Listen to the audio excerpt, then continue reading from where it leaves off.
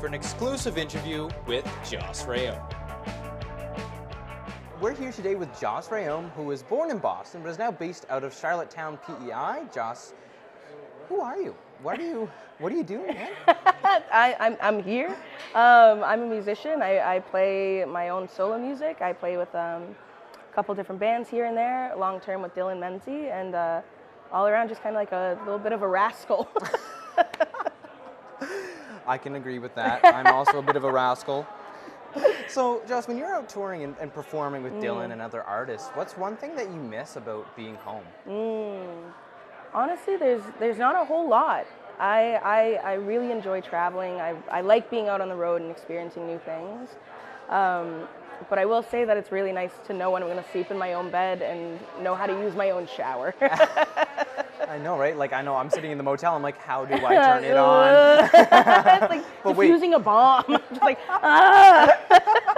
It's just like you turn the lever and it's like hot is actually cold and cold is actually hot. God, you're either freezing or melting your skin off. Yeah. So, Joce, what is your favorite musician or band that you draw inspiration from? And I guess, what is it about them that inspires you? Yeah, I have to say, in this moment, it often varies depending on where I'm at in my career and what I want to be doing. But for the moment, I would say that it's Etta James, and like listening to all those like the really classics and hearing the performance. Like it's not just musical talent, it's the entire package, and the theatrics and the singing, the tightness of the band and everything like that. I really look up to it, and I strive to reach that kind of level of having fun but still being professional. And without question, you're going to get there soon. Thank you. So, Joce, when you're songwriting, what is one thing, I guess, like what is your procedures or routines for when you're doing that? Usually what I tend to do is I like to sitting down to practice. I'll kind of go over things that I've been trying to work on, but I usually just open my phone and put on a voice recording, start a voice memo and just kind of riff. Sometimes for like 30 minutes, sometimes it's been up for like 3 hours, and kind of going through that and taking some of the gold nuggets out of that, the things that I really, really like, and then consistently repeating that, like taking what I've done the last time, workshopping it, doing all these kinds of things until kind of a fully formed idea comes out of it, and it's working. Yeah. And we were actually talking to Breagh Isabel the other day, and that's exactly what she does too. You know? And it's great to go into the studio kind of with a little idea in mind, so you're not sitting there twiddling your thumbs. Yeah, you know what I mean? Just like, what am I doing now? Yeah.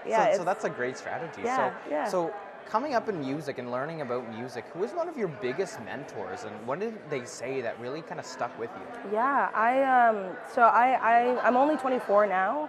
I didn't really start taking music seriously until I was 18 and in college, like doing the School of Performing Arts in Charlottetown.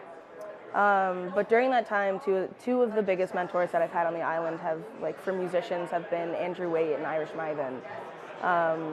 The two of them have really pushed me out of my comfort zone and really taught me that you just got to give it. There's no use in holding back or anything like that.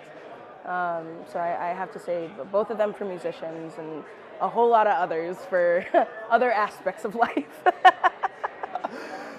So Joce, if you could go back to your high school self, little rascal John, what would you say?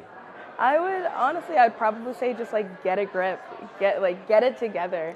I want, now that I kind of have figured out who I am, I really want to, what I would want to go back and just explain to myself is that you can't take yourself too seriously, but also don't just kind of fool around because you can. I do wish that I'd put a little bit more work and effort into knowing things about the industry side of music rather than just being like, I'm going to play songs and it's going to be great. Right? There are some things that I wish that I had learned earlier in my life that I think would probably influence me and help me better now. But, you live and you learn. You live and you learn.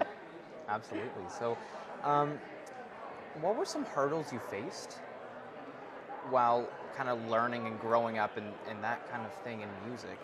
Yeah. How did you overcome them? Yeah, there's obviously been a lot, mental health struggles, those types of things, but also being a person of color, being queer, these are some things that I've had to really do a lot of work for myself to kind of get over that thought, and it's just, sometimes it's really hard because it's really taxing to think and be like, oh, I want to do these things, I want to do so and so, I want to interact with these types of people, but I don't want to have to censor myself. I don't want to have to change these fundamental core parts of who I am, and it's hard because you don't want to have to do that, but sometimes you do, and that feels awful. It feels so incredibly bad, but I think as I've gotten older and like as I learn and kind of meet and experience new people and new places, it's kind of making sense to just do it. Like there's never going to be the perfect moment or the perfect people to do these types of things with, but all you can do is just do what you can, do the best that you can, and that's kind of how I'm going through these barriers and jumping over these walls that honestly I've put into place for myself. And Joce, I mean, that's what it's all about, you know, doing the best you can, getting your best stuff out there and being true to yourself, Yeah. you know? And that's amazing advice, even, you know, for the people watching at home and for the, you know, maybe even some of the high school kids who are watching now who might be facing the same kind of struggles, you know? And you know, that's a great message. So, Joce, it's been a pleasure speaking with you today. Thank you very much. Thank you. Thank you so much for sitting down. Yeah. And I wish you luck in the rest of your career. Thank you so much. Thank you for having me. If you love Joce as much as we did, you can find her social media and music linked right here.